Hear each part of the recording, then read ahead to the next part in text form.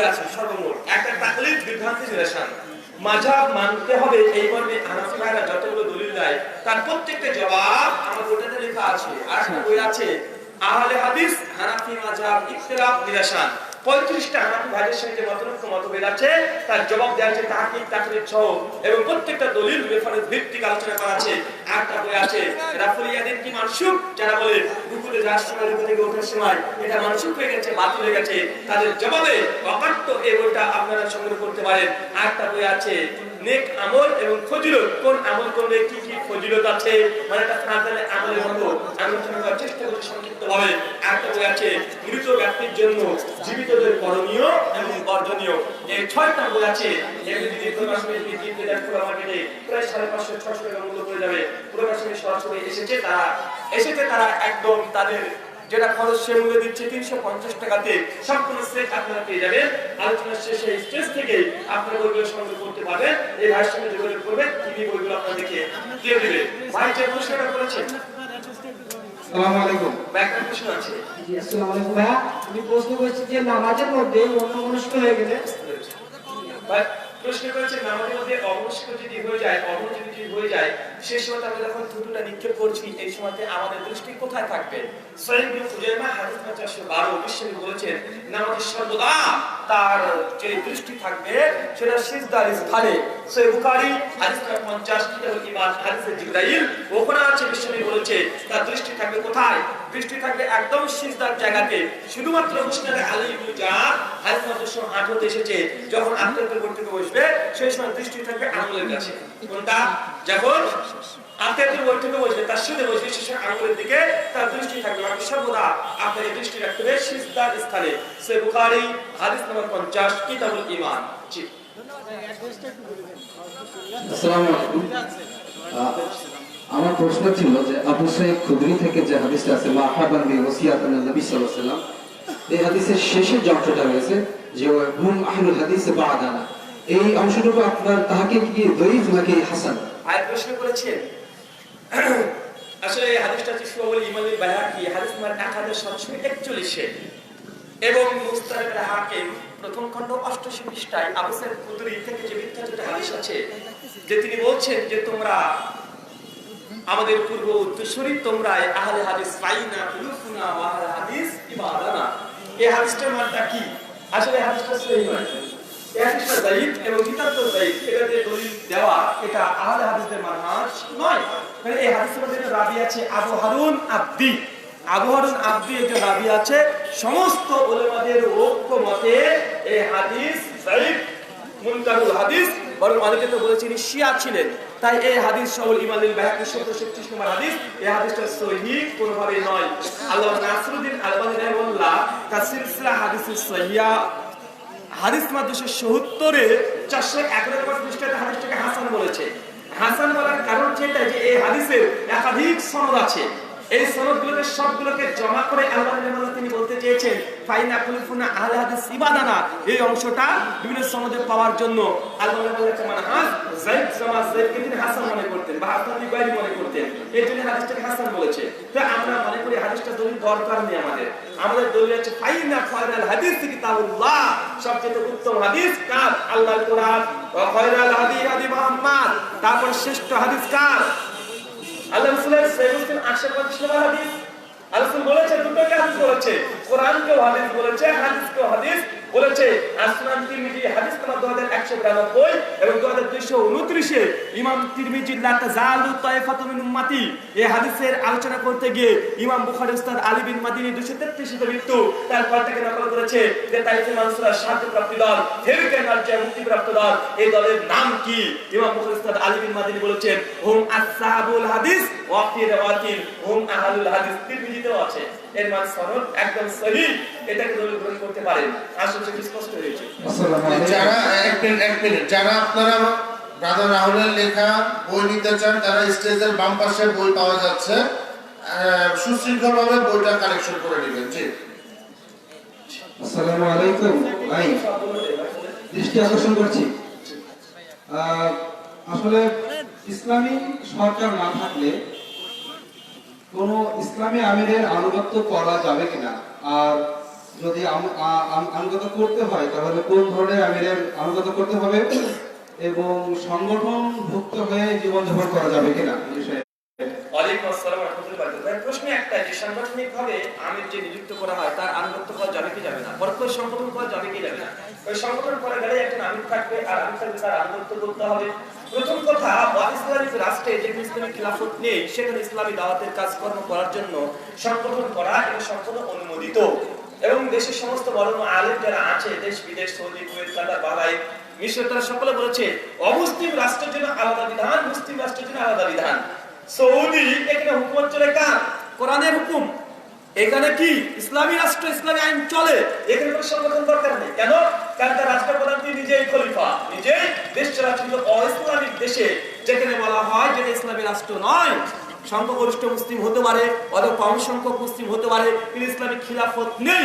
এখানে ইসলামী মুসলিমদের মধ্যে যার তাকওয়া বেশি এবং কোন ব্যক্তিকে যারা মানুষ যাকে নেতা হিসেবে মেনে নিয়েছে এই ব্যক্তিকে সেই সংগঠন বা সেই জামাতের আমির নিযুক্ত করে তার আনুগত্য আপনি করতে পারেন যতক্ষণ সে কোরআন সুন্নাহর বিরুদ্ধে কোন ফতোয়া, কোন রায়, কোন আনুগত্য করতে বলছে না ততক্ষণ আনুগত্য করতে পারবেন। যে সফরে গিয়েছেন সহিহ বুখারী 3443 নম্বর হাদিস, বিশ্বনবী মুহাম্মদ সাল্লাল্লাহু আলাইহি ওয়াসাল্লাম তিনি একজন সাহাবীকে হুযায়ফা বিন ইয়ামান রাদিয়াল্লাহু আনহুকে পাঠিয়েছে, তার সঙ্গে হুযায়ফা বিন ইয়ামানকে তিনি নিযুক্ত করেছেন আমির। তার সঙ্গে দুইজন ব্যক্তিকে দিয়েছে, দুইজন আমির তো হুযায়ফা বিন ইয়ামান, তাকে চলতে বলেছে, রাস্তায় চলতে শুরু করেছে। হুযায়ফা রাদিয়াল্লাহু আনহু কিছুক্ষণ যাওয়ার পরে তার অনুসারী দুটোকে বলছে এখানে কাঠ জোগাড় করো। কাঠ জোগাড় করেছে, বলছে আগুন জ্বালাও, আগুন জ্বালিয়েছে, বলছে ঝাঁপ মারো। দুজনের মধ্যে মতলব বলে কি আগুনের মধ্যে ঝাঁপ মারবো মানে?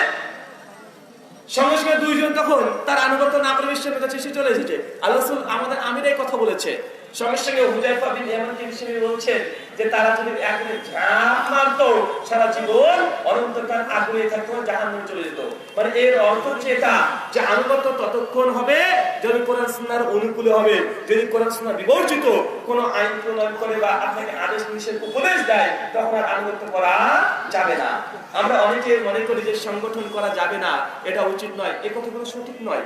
সংগঠন দাওয়াতি কার্যক্রমে অবশ্যই এটা একটা ভালো গুরুত্বপূর্ণ ভূমিকা পালন করে। ইসলামিক দেশ যেখানে ইসলামিক খিলাফত নেই। ছোট্ট একটা গল্প দিয়ে এই আলোচনাটাকে এই প্রসঙ্গ উত্তর দিই।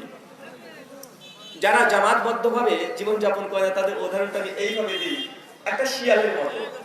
কেমন শিয়াল? একটা শিয়াল একটা ছাগলকে ধাওয়া করেছে, দুর্বল গতিতে ছাগল তার জীবনকে বাঁচানোর জন্য চলতে শুরু করেছে। যেতে যেতে যেতে যেতে দেখছে দুটো পুকুরের মতো কাদাযুক্ত জায়গা আছে, ছাগল ঝাঁপ মেরেছে একদম কাদাযুক্ত স্থানে। যখনই ঝাঁপ মেরেছে শিয়াল বলছে এবার তোকে পেয়েছি, এবার তুই নড়তে পারবি না। শিয়াল বলছে ও ঝাঁপ মেরেছে তো পড়বে তো পরে সামনেটাতে পড়ে গেছে। দুজনই সেই কাদার মধ্যে উঠে গিয়ে হাঁপুটাপু খাচ্ছে আর উঠতেও পারছে না, শক্তি উঠতে পারছে না। তখন শিয়াল বলছে কি রে, কি দরকার ছোট লাভ মারা, দেখ তুইও মরবি আমিও মরবি, আমিও মরবো, তো বরং এর চেয়ে এটা ভালো হতো যে তখন আমি খেতাম, এটা ভালো হতো, অথচ আমি তো বাঁচতাম। তুইও তো মরবি আমিও তো মরছি, অন্তত দুজনের মধ্যে একজন তো বাঁচতাম, তো লাভ করা কি দরকার ছিল বলতো? ও তারপরে বলছে আরে আমি লাভ মেরেছি আমার বাঁচার জন্য। শিয়াল বলছে তুই তো মরবি, তুই তো আটকে গিয়েছিস। সঙ্গে সঙ্গে ছাগল তাকে বলছে যে শোনো, আমি তো মৃত্যুবরণ করবো না। কেন? আমার একজন আমির আছে, আমার একজন প্রভু আছে, আমার একজন মালিক আছে। আমি যার আনুগত্য করি সে মালিক যখন আমাকে পাবে না সন্ধ্যা পর্যন্ত খুঁজতে খুঁজতে খুঁজতে খুঁজতে চলে আসবে, এসে যখন দেখবে আমি এই পচা পানির মধ্যে পড়ে গেছি, আমার মালিক আমাকে খুব সুন্দর ভাবে তুলে হেঁচড়ে টেনে যে কোনো বললে আমাকে তুলে নিয়ে চলে যাবে। আর তোমাকে যখন দেখবে পাড়ার দুষ্ট ছেলেগুলো মারতে মারতে পেটে চামড়া গুটিয়ে দেবে। একটা রাষ্ট্র যেখানে যা আছে প্রত্যেকটা জায়গায় একটা ঐক্য আছে না নেই? কথা বলেন, সব জায়গায় ঐক্য আছে, সব জায়গায়। একটা মাদ্রাসা করছেন, মাদ্রাসার সভাপতি আছে না নেই? উনি আমির, মাদ্রাসা পরিচালনা করছে। একটা স্কুল করেছেন, হেডমাস্টার আছে না নেই? তিনি সদস্যরা। প্রত্যেকটা সেক্টরে যদি আমির যদি নিযুক্ত হয়, নেতা থেকে নাম আমির, সভাপতি একই জিনিস, কাজ তো এক, বৈশিষ্ট্য তো এক, হুকুম তো এক। তো ভাই এটা আসলে একটা ফালতু মানুষের মধ্যে বিভ্রান্ত করা হচ্ছে। আসলে অইসলামিক রাষ্ট্রে যদি ইসলামিক খিলাফত নেই, সেই সংগঠন করা অবশ্যই বৈধতা আছে, এটা আমি মনেই করি। আসলে সেটি স্পষ্ট হয়েছে। আসসালামু আলাইকুম ওয়া রাহমাতুল্লাহ। শেখ আমি গাড়ি তহিবুল্লাহ, আমার প্রশ্ন হচ্ছে এই 7 দিনের পরে যদি কেউ আকিকা করে, ওয়ালাইকুম আসসালাম ওয়া রাহমাতুল্লাহি ওয়া বারাকাতুহু। ভাই প্রশ্ন করেছেন 7 দিনের পরে আকীদা দেওয়া যাবে কি যাবে না? সুনান তিরমিজি হাদিস নম্বর 1521, 22, 23, 24, 25 পরপর 4টে হাদিস আছে। বিশ্বনবী বলেছেন তোমরা 7 দিনের দিনে আকীদা দাও। সুনান তিরমিজি 1521, 22 নম্বর হাদিস, বিশ্বনবী তিনি নিজে হাসান আর হোসেনের 7 দিনের দিনে আকীদা দিয়েছেন। কয় দিনের দিনে দিয়েছে? 7 দিনের দিনে দিয়েছেন। বিশেষ করে সালাফি ওলামা যারা আছে মুতাকাদ্দিমিন তারা বলছে 7 দিন যদি পার হয়ে যায়, যেমন 14 দিন, 21 দিন, 42 দিন, এই তিনটে মর্মে যে হাদিসটা এসেছে শারহু মাআনি আল আসার হাদিস নম্বর 850 এ, এই যে 7 দিনের পরে 14, 21, 42 দিনের হাদিসগুলো সহিহ নয়। কি নয়? সহিহ নয়, বরং এটা যায়িফ, দুর্বল হাদিস। কেন? এর যে রাবী আছে ইসমাঈল বিন মুসলিম, কি বললাম? ইসমাঈল বিন মুসলিম নামক একজন রাবী আছে। এই রাবী জমহুর মুহাদ্দিসদের ঐক্যমতে মুনকারুল হাদিস, তার হাদিস গ্রহণ করা যাবে না। আর এই হাদিসে একজন রাবী আছে, তার হচ্ছে কাতাদা এই হাদিসে তাদলিস করেছে, দ্বারা হাদিস বর্ণনা করেছে। এইজন্য তাদলিসের কারণে হাদিসটা যায়িফ, আমলযোগ্য না। দুটো ত্রুটি আছে হাদিসটার মধ্যে। আর লাইফ বিন আবি সুলাইমান আরেকজন ব্যক্তি আছে, একেও অনেক মুহাদ্দিস যায়িফ বলেছে। মানে এই একটা হাদিসে 3 জন রাবীর প্রতি আপত্তি আছে। কয়জন? 3 জন। এই জন্য 14, 21, 42 দিনের হাদিসটা সহিহ নয়। এমন 7 দিন পার হয়ে গেলে আপনি কি আকীদা করতে পারবেন? না, করতে হবে না। এটা জামহুরের মত দুটো শর্তে 7 দিন পার হয়ে গেলে আপনি আকীদাবাদ করতে পারেন। কেমন শর্ত? 1, 7 দিনকার দিনে আকীদা দিতে হয়, এটা সুন্নাহ। আপনি জানতেন না, জাহেল ছিলেন, বা ইসলাম কবুল করেননি সেই সীমাতে, পরে ইসলাম কবুল করছেন। 7 দিনকার দিনে আকীদা দিতে হয়, এটা আপনার জানা ছিল না, অজ্ঞ ছিলেন, সুন্নাত সম্পর্কে গাফিল ছিলেন। কেন? সমাজে একটা ভুল মেসেজ ছিল, এই জন্য। এরকম যদি অজ্ঞ থাকেন, অজ্ঞতার কারণে 7 দিন অতিক্রম হয়ে যায়, যখন আপনি সুন্নাতি এই হাদিস শুনবেন 7 দিনকার দিনে দিতে হয়, আর উল্লেখ করা যাবে না, দুর্বল গতিটা থেকে আকীদা আদায় করে নিতে হবে, এই ক্ষেত্রে যাবে। আরেকটা শর্ত আছে, ইমাম ইবনে হাজম আন-নাওলুসি তা আল মুহাল্লাতে তিনি বলেছেন যে আকীদা দ্বিতীয় একটা শর্ত, একজন মানুষ জানে 7 দিনকার দিনে আকীদা দিতে সুন্নাহ, কিন্তু তার অর্থ ছিল না, সত্যি ছিল না, বারিশের তলে রেখে নেই এমনটা না, সত্যি ছিল না, মাজলুম।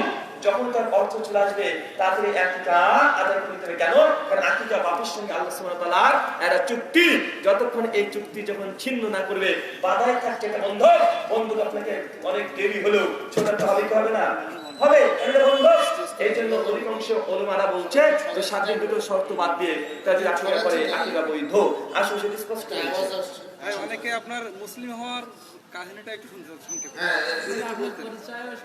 ওনার পরিচয় সম্বন্ধে স্টেজে অনেকে জানতে চাচ্ছেন, একদম সর্বশেষ প্রশ্ন হিসেবে সেটার উত্তর দেওয়া হবে, সর্বশেষ প্রশ্ন।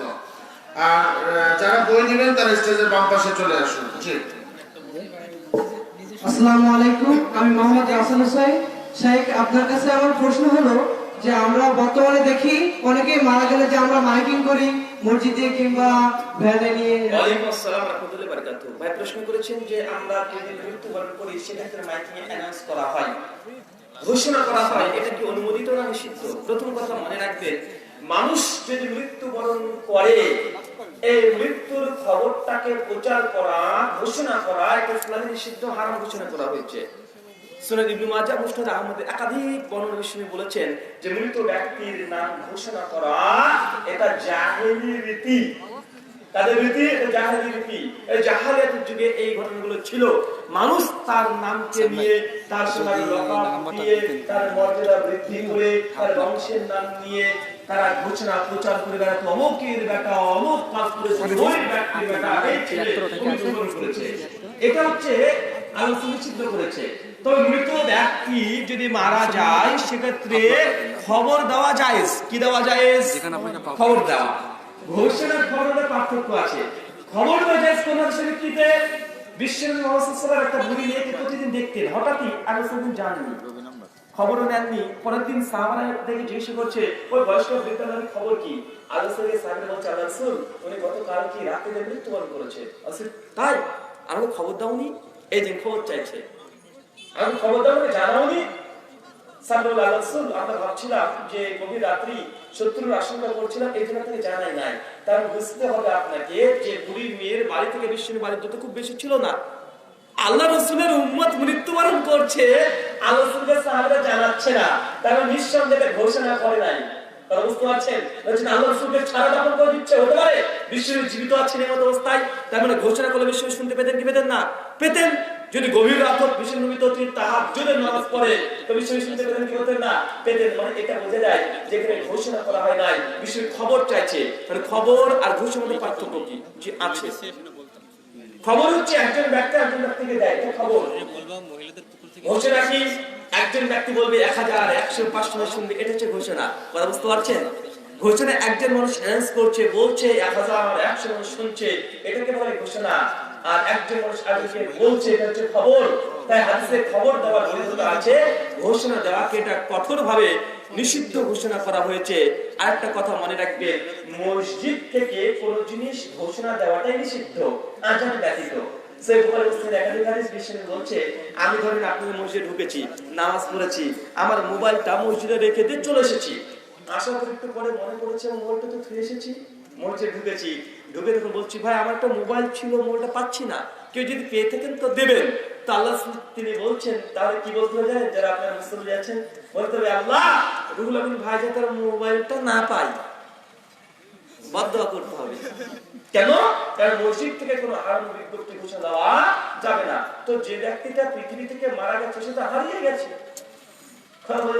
হারিয়ে গেছে, তার প্রচার আবার করা যায় মসজিদ থেকে? যে না, এটা যাবে না, এটা নতুন ধরনের একটা বিরাট চল হচ্ছে। যদি সামাজিক ভাবে কোনো মাইক আপনারা করতে চান, বিভিন্ন জিনিস করতে পারেন, মসজিদ থেকে কোনো ঘোষণা দেওয়া যাবে না। কি ঘোষণা করে জানেন?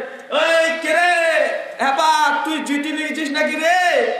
একটা জুটি পাচ্ছি নি ভাই, মাইক থেকে বলে কি বলে না, মসজিদে মাইক থেকে মানে চিৎকার, একটা জুতা হারিয়ে গেছি এটাও মাইকে বলে, আজীব ব্যাপার। আল্লাহ সুবহানাহু ওয়া তাআলা তুমি ক্ষমা করে সেগুলো করে, আল্লাহুম্মা আমিন। আর প্রশ্ন নাই আমার কাছে মহিলাদের পক্ষ থেকে যেহেতু একটা প্রশ্ন আসছে, আচ্ছা বলেন। আমাদের এক বোন প্রশ্ন করছেন, মহিলা এবং পুরুষদের সালাতের মধ্যে কি পার্থক্য রয়েছে? নারী এবং পুরুষের সালাতের মধ্যে কি পার্থক্য আছে? বলুন, তার আগে বুঝতে হবে নারী এবং পুরুষের ওযুর মধ্যে কি কোনো পার্থক্য আছে? ওযুর মধ্যে যদি পার্থক্য না থাকে তো সালাতের মধ্যে কোনো পার্থক্য নেই। তাকবীর থেকে সালাম পর্যন্ত কোনো পার্থক্য নেই। একটা পার্থক্য দেওয়া হয়, সেটা বিশেষ সিজদার ক্ষেত্রে। কোন ক্ষেত্রে? সিজদার ক্ষেত্রে, যে গুটি সুটি হয়ে গেলে সিজদা করতে হবে, এই মর্মে একটা হাদিস আছে মারসালে আবু দাউদ হাদিস নম্বর 45-এ। যারা একটু আগে বলছেন তারা বুঝতে পারছেন এই হাদিসের নাম কি। হাদিসের গ্রন্থের নাম হচ্ছে মারসালে আবু দাউদ, মানে মুরসাল হাদিসের গ্রন্থ। মুরসাল মানে কি? জয়ীফ হাদিসের গ্রন্থ। এই জয়ীফ হাদিসের গ্রন্থে একটা হাদিস আছে, এই সনদে সহিহ নয়। বিশ্বনবী বলেছেন, বলেছে তুই যখন সালাত আদায় করবি, মহিলাদেরকে বলছে তোমরা কুকুরের ন্যায় সিজদা করো না। কেন? কুকুরের গুটি সুটি হয়ে সিজদা করে, এই কথা বিশ্বনবী বলতে যাচ্ছে। তার নারী ও পুরুষের সালাতের মধ্যে তাকবীর থেকে সালাম পর্যন্ত কোনো পার্থক্য নেই, বরং কিছু মাসালাগত পার্থক্য আছে। পদ্ধতি নয়, মাসালা। মানে পুরুষ ইমাম যদি ভুল হয় তাদের জন্য মুখে তারা তাকবীর দেবে, নারীর যদি মুক্তাদি হিসেবে পেছনে থাকে সে আগুতে আওয়াজ করবে। এটা আমাদের পদ্ধতি নয়, এটা মাসালার পার্থক্য। কিসের পার্থক্য? মাসালার পার্থক্য। পুরুষরা যখন ইমামতি করবে তখন তারা কিরাত সশব্দে, যখন নামাজ সশব্দে করবে, নারীরা সশব্দে করবে, উচ্চ স্বরে নয়। পুরুষের পেছনে নারী যখন নামাজ পড়বে তখন আমিন তারা উচ্চ স্বরে বলবে না, অনুচ্চ স্বরে বলবে। এই কিছু কিছু মাসালা পার্থক্য, কোনো বিধান হুকুমে পার্থক্য নাই। আসলে সেটি স্পষ্ট হয়েছে। আমাদের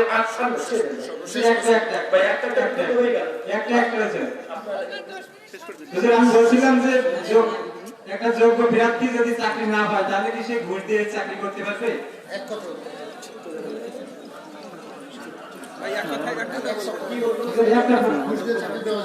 ঘুষ দেওয়া চাকরি দেওয়া যাবে না, এক কথার উত্তর না। ঘুষ ঘুষ আমাদের এমপির কাছে 25টা আছে চাকরি, এমপির কাছে আপনার গ্যাজেট সার্টিফিকেট নিয়ে চলে গেছেন, এমপি সাহেব আমার 100 মার্ক আছে, 100 পেয়েছি চাকরি, গ্যাজেট সার্টিফিকেট 7 লাখ টাকা নিয়ে চাকরি নেই। যদি মেরিটের তথা রেজাল্টের ভিত্তি না করে, রেজাল্টের মূল্য যদি না দিয়ে টাকাটাকে মানদণ্ড করে নেয় যদি চাকরির জন্য, তাহলে ওখানে যদি 7 লক্ষ টাকা দিয়ে আপনি চাকরিটা নেন, এটা বৈধ। কি বললাম? এটা বৈধ, এটা ঘুষ নয়। কিন্তু 25টা চাকরি আছে, আপনার রেজাল্ট 76, ভাই আছে 88, এসেছে 90, আপনি 76 আপনি পেয়েছেন, আপনি চলে গেছেন, গিয়ে তখন অফিসারকে বলছেন স্যার আমার চাকরিটা খুব দরকার, 76 পেয়েছি, আমি তো রেজাল্ট কম, তো স্যার আপনি যা চাইবেন তাই দেবো, যা চাইবেন তাই দেবো, আমাকে চাকরিটা দিন। এই যে প্রস্তাব দিচ্ছেন, আপনার রেজাল্ট কম কিন্তু আপনি 76 পেয়েছেন, এই ভাইয়ের চাকরির হক 90 পেয়েছে, আপনি টাকা দিয়ে এই ভাইয়ের চাকরিটাকে হজম করে ঢেকুর তুলে ফেলেছেন। মানে এর কি আত্মসাৎ করলেন, এর হক আত্মসাৎ করলেন। তার জন্য এটা হচ্ছে ঘুষ। ঘুষ কোনটা? যখন অন্য কারো ক্ষতি করে ফেলছেন, অন্য কারো হক আপনি নিজে গ্রহণ করে নিচ্ছেন, এটা ঘুষ। কিন্তু ওই যে টাকা নিয়ে চাকরি নিয়ে তো রেজাল্ট পেয়েছে দেখবো না, এটা তো ঘুষ নয়, এটা চুক্তি। এই চুক্তি করে উনি গুনাহগার হবেন, আপনি গুনাহগার হবেন না। এই বিষয়ে বিস্তারিত জানাতে শেখ সালেহ আল সাইমিন, আব্দুল্লাহ বিন বাজ তারা এই ফতোয়া দিয়েছে। আসসালামু আলাইকুম। তারা ফতোয়া দিয়েছে। শাইখ, আমার একটা প্রশ্ন আছে। যে ভাই আর প্রশ্ন করেন না, একটা প্রশ্ন আমার ব্যক্তিগত, মানে প্রশ্নটা হচ্ছে আমার নাম ইয়াসিন, তো যেটা হরফে মুকাত্তার, যে হরফে মুকাত্তার দ্বারা নাম রাখা কতটা যুক্তিযুক্ত? আমি জানি না ভাই, এটা আলমদের জিজ্ঞাসা করবেন। আর হচ্ছে মোনাজাতের ব্যাপারে আমরা আহমদের ভিতরেও এটা মনে করা হয়ে থাকে। আচ্ছা ভাই, একটা করে চলতে থাকে। যে আমার বিষয়ে জানতে চেয়েছেন, আমার নাম রাহুল হোসেন, আমাকে পরিচিত নাম ব্রাদার রাহুল হোসেন, নামে কোনো ব্রাদার কেন? একটা প্রশ্ন। পবিত্র কোরআন সূরা হুজুরাত আয়াত নম্বর 10 আল্লাহ বলছেন ইন্নামাল মুমিনুনা ইখওয়া, নিশ্চয়ই মুমিনরা মুমিনের ভাই, আমি আপনাদের ভাই। এটা ইংরেজি করলে হয় ব্রাদার। আমাদের ইন্ডিয়াতে একটা ট্র্যাডিশন আছে, কালচার আছে, যারা অবশ্যই হিন্দু খ্রিস্টানের মধ্যে দাওয়াতি কাজ করে তাদের নামে পূর্বে দায়ীদের আগে তাদের ব্রাদার লাগানো হয়। শুধু আমি একাই ব্রাদার নেই, আর অনেক আছে। ব্রাদার ইমরান নাম শুনেছেন, brother Shafi, brother Sirajur Rahman, brother M Akbar, brother Faiz Saeed, এদের অনেক ব্রাদার আছে। তাদের একাধিক ভাষাতে ব্রাদার জাকির নেক যাওয়ার পরে দাওয়াতি কাজ ভালো করছে আলহামদুলিল্লাহ, অজস্র ব্রাদার আছে। এটা কোনো অনেকবার প্রশ্ন করে আপনার বউ কি ব্রাদার বলে ডাকে? অনেকে বলে বউ ব্রাদার বলে ডাকে না, আমার বউ আমাকে ব্রাদার বলে ডাকে না, কারণ এটা আমার নাম নয়, এটা সিফাত।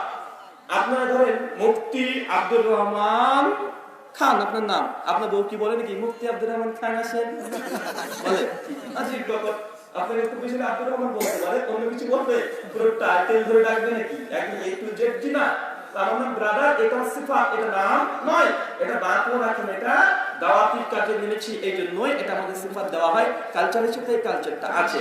আমার দ্বিতীয়, আমার আর কি কিছু তো নেই, এটা আপনাদের অধিকাংশ মানুষের জানা আছে যে আমার জন্মের পর থেকে রাহুল, জন্মের আগে নাই, আগে থেকে বাবা একটু চিন্তা করেছেন, চিন্তা থাকতেই পারে, তো জন্মের আগে থেকে রাহুল বাবা মারা গেছে। পরবর্তী সময়ে যখন হেদায়েত পায়, তার নাম হচ্ছে রুহুল আমিন। সূরা শুরা আয়াত 94-96 থেকে প্রমাণিত যে ফেরেশতা জিবরাইলের নাম রুহুল আমিন, ওই নাম থেকে পরবর্তী সময়ে নেওয়া হয়েছে, কিন্তু পরিচিত হয়ে গেছে ব্রাদার রাহুল নামে। এই জন্য ব্রাদার রাহুল ব্র্যাকেটে থাকে রুহুল আমিন, দুটো নামই একসঙ্গে আছে। কেন? কারণ এটাই মানে যেটা পরিচিত আছে। মহান সত্তা আল্লাহর কাছে দোয়া প্রার্থনা, আল্লাহ সুবহানাহু ওয়া তাআলা যারা এসেছি তাদের প্রত্যেকের নেক নিয়াত তুমি কবুল করে নাও, সকল করে আল্লাহুম্মা আমিন। মহান সত্তা আল্লাহর কাছে দোয়া প্রার্থনা, আল্লাহ সুবহানাহু ওয়া তাআলা যারা অসুস্থ, আল্লাহ তুমি শাফি, তুমি আরোগ্য দানকারী, তুমি তাদের প্রত্যেকের শিফায়ে কুল্লিয়া দান করো, সকল করে আল্লাহ